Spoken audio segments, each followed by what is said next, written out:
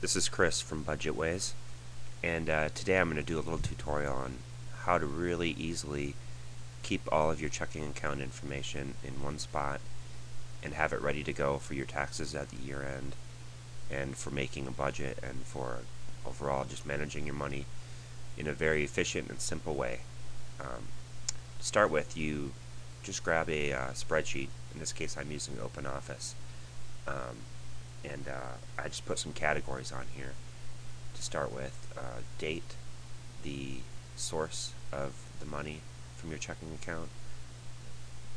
That would be either a check number or from a debit card or from a direct transaction through your online banking. And amount, that's the amount of that transaction. Balance, this is the balance going forward.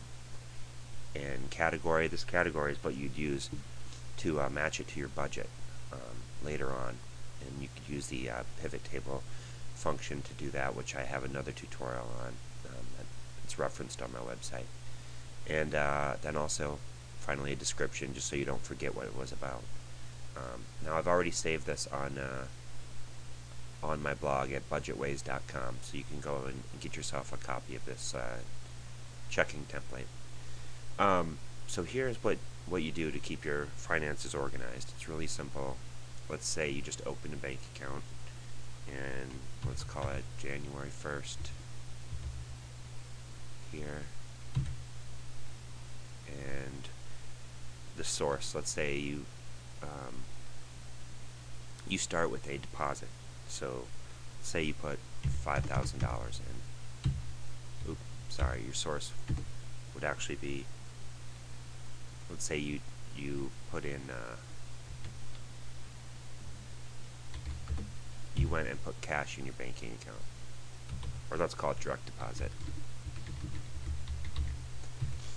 $5,000, and your balance would be $5,000, and this would be income category, and your description. And of course, if you start this on a banking account that's existing, you would just plug in the current balance when you start and then start computing going forward. Alright, so now let's say the next day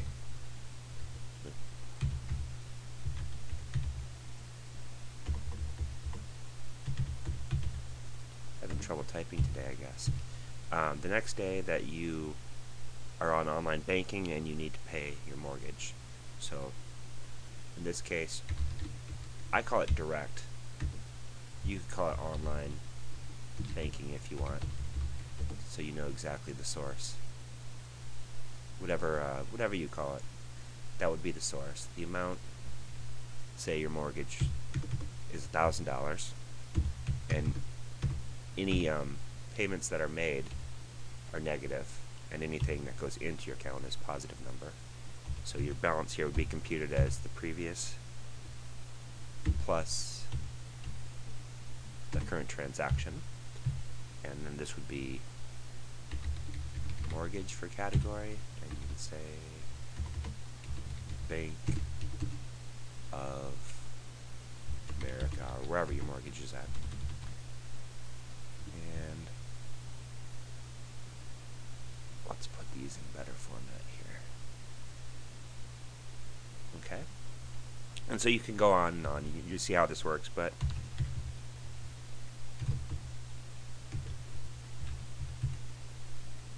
and here's an example. Say that you went to the dentist and you wrote a check for your copay or something, and you put in your check number here if it's a check, and the amount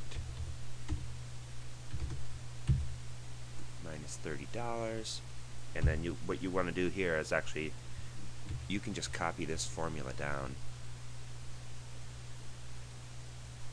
indefinitely, and you see as you update things here, this formula will change. And category, you can call it dentist, dental, you could call it healthcare. You know, if you're going to save everything for all your healthcare expenses, that would be a good category then. And dentist appointment description. Now you can see as you fill in numbers in here, your balance will automatically update. So each time you do a transaction, you go and enter it in here. Each time you write a check, you enter it in here. You don't, and then you have to verify it against your online banking every now and then. But let's say that you went to a restaurant and paid with your debit card. In that case, I would write in debit card here.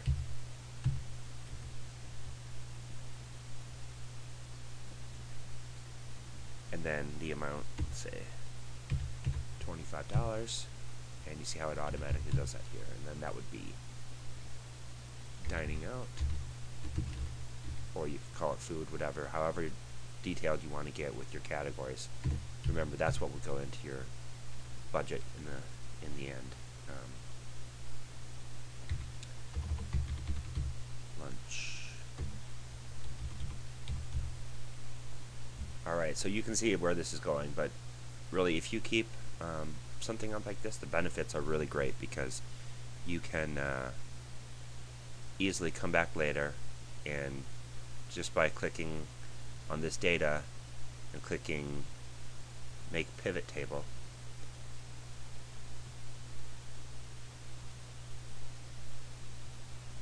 you can go right in here and you can put your category here and your amount here, and boom, look at that, you've got your budget basically done for you. Shows, I mean, you'd want to do some formatting on it, but it'll show how your budget's done. So you could just take each month's worth of data and run a pivot like this, or you could put in a month here and just have it automatically group your columns into months. Anyway, I hope you see how easy it is to keep things organized like this. It's very simple, and again, this template is available for download at budgetways.com. And this was Chris, and thank you for visiting our site.